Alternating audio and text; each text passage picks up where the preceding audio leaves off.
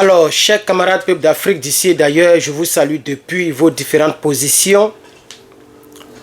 Je veux parler un peu de ce qui se passe du côté du Moyen-Orient. Je pense que le problème de la Russie et puis l'Ukraine sera oublié très bientôt. Pas parce que quelqu'un aura gagné. C'est vrai qu'on est tous au courant que Oglida a été pris par l'armée de la Russie. Ça a été même reconnu par l'Ukraine lui-même et par les propagandistes de France 24, etc. Alors, dans ma période d'examen, ça fait 48 heures que je n'ai pas fait de vidéo, vous l'aurez peut-être remarqué. Je suis de retour, on va se rattraper. Je vais donner, pas que je vais donner l'information, vous la connaissez déjà. Les frappes à Tel Aviv, les frappes iraniennes sur Israël, le sol israélien. Je ne vais même pas passer par 5000 chemins, je vais aller droit au but. Ce que je vais vous faire comprendre, c'est que c'est pour la première fois dans l'histoire. C'est vrai que quand je dis pour la première fois, je veux parler de ces 2 derniers jours parce qu'il y a déjà eu une première attaque qui était la première fois. Et donc ça, c'est pour la 2e fois. Mais cette année, vous constaterez que c'est pour la première fois que l'Iran frappe le sol israélien. Israël faisait ses frappements tous les jours. Israël faisait tout ce qu'il voulait tous les jours. L'Iran n'avait jamais encore eu le culot d'envoyer des pluies de missiles. Le monde occidental et le monde entier même doit comprendre qu'il y a une évolution au niveau de ceux qui ont le gros cœur de nos jours. Parce que nous savons, depuis que le monde est monde, on connaît ceux qui frappent et puis ça ne va pas quelque part. On les connaît. C'est passé partout, en Syrie, partout. Les gens frappent et puis il n'y a pas de retour. Je ne sais pas si vous comprenez de quoi je parle. Il y a des gens dans ce monde-là, des pays dans ce monde-là, qui frappent les territoires et il n'y a pas de retour. Il faut que le monde moderne comprenne que les choses sont en train de changer. On va rentrer tout à l'heure, on va creuser dans le sujet. Mais je vais faire d'abord tabula rasa pour qu'on puisse comprendre de quoi je suis venu parler. Je ne suis pas venu vous informer qu'il y a eu une attaque, tout le monde est au courant. Parce que ça s'est passé, il y a même 48 heures presque. Ça s'est passé hier. Et toute la journée d'hier, avant-hier, je n'ai pas fait de vidéo. Là, vous regardez la vidéo le jeudi. Oh, ce n'est pas passé le jeudi, c'est passé le mardi, je crois bien. C'est passé le mardi. Alors, donc, la première analyse que je fais pour nous faire réfléchir, c'est que de nos jours, les gens répliquent maintenant. Même si tu es plus fort, même si tu es plus armé que moi, nous sommes arrivés à une période où les gens répliquent maintenant. Allons-y un peu en Afrique avant de repartir à Tel Aviv pour terminer la vidéo. Par exemple, je vous ai dit, il y a des gens qui frappent et il n'y a pas de retour. La France a frappé la Côte d'Ivoire. Bombardé un palais présidentiel. Et jusqu'à présent, il n'y a pas de retour. Ce n'est pas le même contexte. Parce que ce n'est pas Israël qui dirige l'Iran. Mais nous savons que c'est la France qui dirige la Côte d'Ivoire sous Draman. Donc ce n'est pas le même contexte. Mais je suis en train de dire qu'au fur et à mesure que les choses avancent, les gens comprendront que ce qu'ils ont l'habitude de faire là, ça va changer. Aujourd'hui, la France n'a pas le culot d'aller frapper Ouagadougou. Les avions français peuvent atteindre Ouagadougou en quelques heures. La France peut frapper Ouagadougou même depuis la France, si je ne me trompe pas. Je sais qu'ils ont des nucléaires, ils ont des bombes puissantes aussi, même s'ils ont ça en nombre très limité. Mais ils ont des bombes de dissuasion massive, des armes dissuasives. Hein? Des bombes voilà, ils ont ça aussi.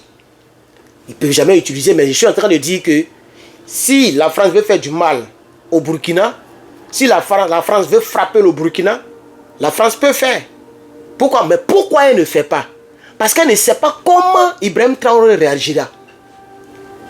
Elle ne sait pas comment il réagira. C'est son appel, hein?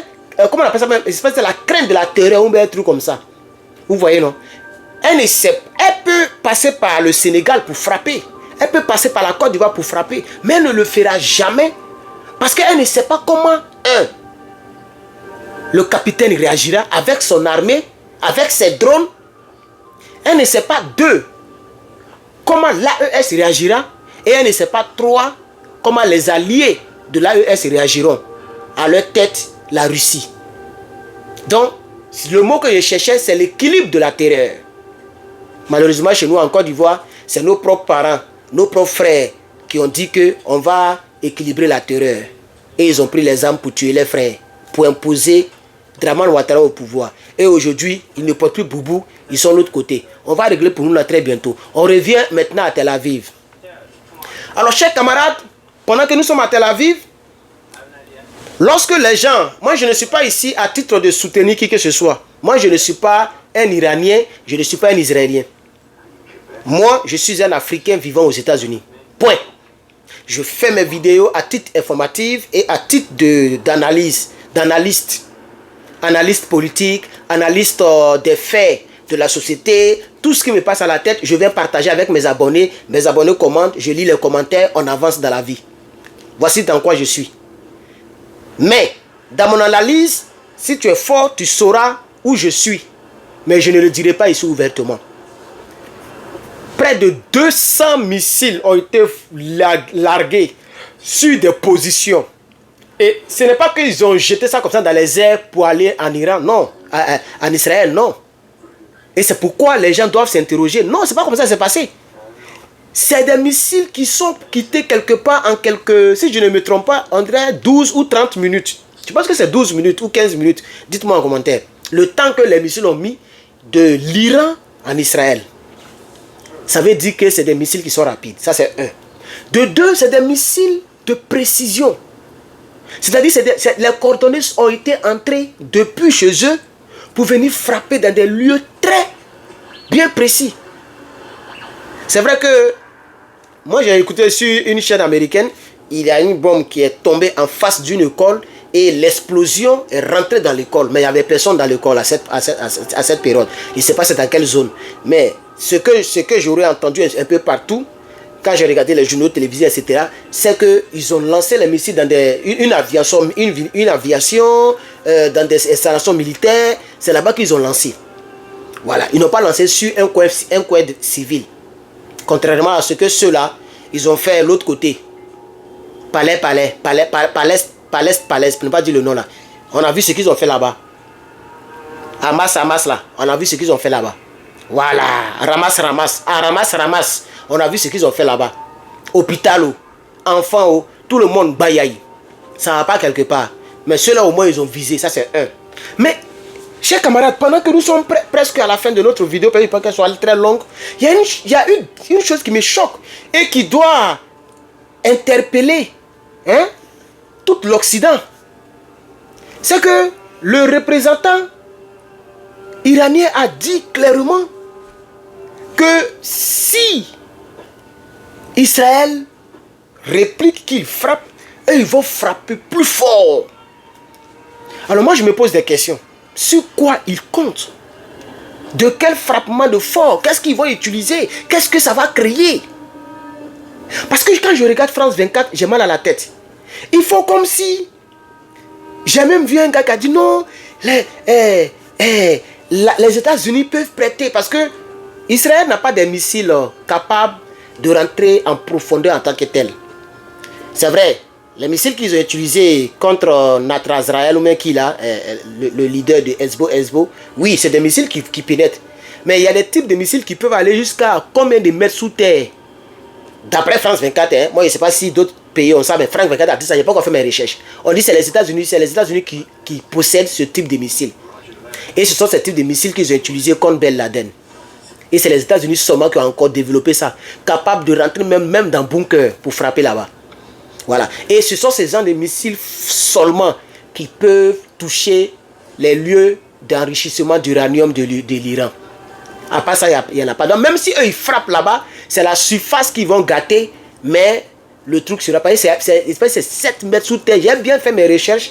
Parce que le problème c'est que moi j'aime dire ce que j'ai dans mon ventre. Je ne sais pas lire pour venir pour vous lire, non. J'aime dire ce qui est dans mon ventre. Mais je pense que souvent les chiffres, les nombres, c'est important de les caler quelque part. Donc vous comprenez un peu. Donc je reviens encore toujours Là, quand j'ai écouté, j'ai vu le visage du monsieur, le représentant iranien, lui qui a parlé là. J'ai vu son visage. Il dit, si vous faites, on va répliquer encore plus fort. Mais il était tellement déterminé. Je suis en train de dire au monde entier, qu'est-ce qui prouve que les gens n'ont pas déjà le nucléaire? Parce que s'ils n'étaient pas prêts, ils n'allaient pas faire ça. Hein. S'ils n'étaient pas prêts, ils n'allaient pas faire ça. Ça c'est un. De deux, ils ont largué 180 missiles sur Tel Aviv. Ça c'est ce qui est officiel. Mais les dômes de fer, les trucs pour contrecarrer les missiles là. Mais on dit l'Iran a les plus développés. Ce sont des trucs américains que l'Iran a pour bloquer les trucs. C'est des plus développés actuellement. Je crois très bien. Et de toute façon, on appelle ça dôme de fer ou bien quoi là. Aidez-moi en commentaire. Mais moi, je me pose la question. Si les dômes de fer n'arrivent pas à arrêter 180 missiles, et si les gens lancent 3000 sur la même ville, et là, ils ont visé. Mais s'ils veulent maintenant faire mal et puis ils lancent en désordre partout, à quel moment les gens se cacheront? Jusqu'à où cette affaire va nous amener? Alors, c'est dans ce contexte de la prudence que le président américain Joe Biden a dit que oui, les gens peuvent peut-être répliquer, mais il faut que ça soit proportionnel. Pour ceux qui suivent bien l'actualité, il a dit cela. Le président Joe Biden, l'image est encore comme dans ma tête, il devait monter dans Air Force One, l'avion américain, Air Force One. Et c'est en bas de Air Force One qu'il a fait, il a parlé aux journalistes et puis après il est monté. Sur nos chaînes ici, on a vu ça. Il dit oui, les autres ont attaqué les premiers, eux ils peuvent attaquer, mais que ça soit proportionnel. C'est-à-dire qu'ils doivent viser des sites militaires pour frapper aussi, mais pas des sites d'enrichissement de plutôt.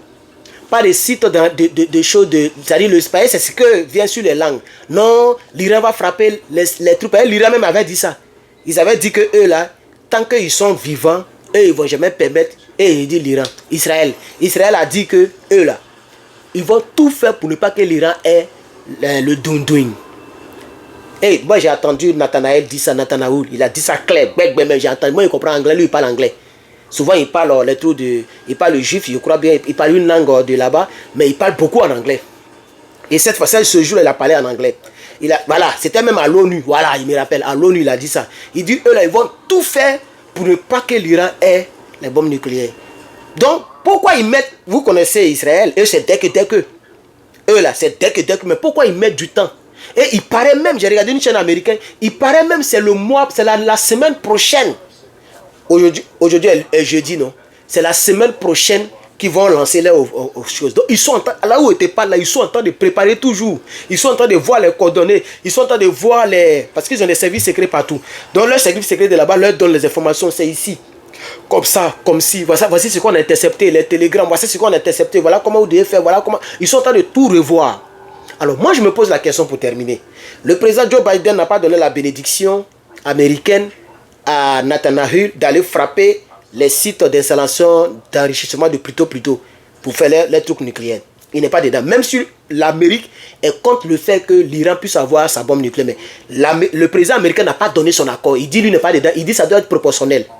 Donc, si Israël frappe et que les autres là répliquent de manière bizarre, je pense qu'on va oublier bientôt la guerre en Ukraine. C'est pourquoi j'ai intitulé la vidéo « On oubliera bientôt la guerre en Ukraine ». Que Dieu nous aide. Que les dirigeants de ce monde nous aident. Parce que nous, les Africains, en tout cas moi personnellement, je prône un monde sans guerre. Et c'est pourquoi je ne suis pas d'accord avec Kamala. Je ne suis même pas d'accord avec les démocrates. Non, moi je pense qu'on doit tout faire. Si on est puissant aux États-Unis, utilisons notre puissance pour calmer les ardeurs et pour imposer certaines choses de sorte que la guerre ne continue pas. Mais soutenir, c'est des gens qui meurent. Je ne sais pas ce que ça peut me coûter, mon point de vue. Mais je suis quand même américain, j'ai ce droit de dire ce que je pense. Je ne suis pas d'accord avec le plan politique de Kamala Harris qui consiste à coûte que coûte soutenir Ukraine. Je pense qu'il faut mettre les deux. Il faut les faire. Il faut faire à ce que la guerre cesse. La table de négociation est la meilleure option. Et le président du parti politique où je milite, en tout cas le président que j'aime, Gbagbo Laurent a toujours dit en Côte d'Ivoire, en pleine guerre, asseyons-nous et discutons. Si les Soro Guillaume avaient écouté, Soro Guillaume mangeait son placali actuellement, il mangeait son garba actuellement en Côte d'Ivoire, il était à l'aise à Côte d'Ivoire. Sa rébellion a fait qu'il est devenu premier ministre de Gbagbo Laurent. Il n'a pas écouté Gbagbo Laurent. Asseyons-nous et discutons. Quand on ne discute pas, c'est le chaos. C'est le chaos. C'est le chaos. Chers camarades, ainsi prend fait notre vidéo. N'oubliez surtout pas d'activer la cloche des notifications. Parce que les vues sont restreintes sur Facebook. TikTok, là c'est la cata. Les vues grimpent. Ma dernière vidéo a 300 000 vues. 17 000 likes. Plus de 1000 commentaires. Et plus de 1000 partages. Et toutes les autres vidéos, 25 000 vues, 35 000 vues, 40 000 vues, 70 000 vues, 92 000 vues. Donc TikTok, il n'y a pas de problème. On est presque à 100 000 abonnés. Hein. Ça, je vous invite. Je vous dis ça. Hein. En chose, comment on appelle ça? Le mois passé, on était 60 000 abonnés. Le mois passé. Là où je te parle, on est plus de 90 000 abonnés. Abonne-toi à TikTok pour suivre mes actualités là-bas. Si tu me regardes sur YouTube, sois sûr d'avoir activé la cloche de notification. Et puis, il faut commenter, il faut partager. Facebook, il faut commenter, il faut partager. Je suis Herman le Patriote. Que Dieu nous bénisse, que Dieu nous aide et que Dieu aide le monde entier. Que la sagesse nous habite.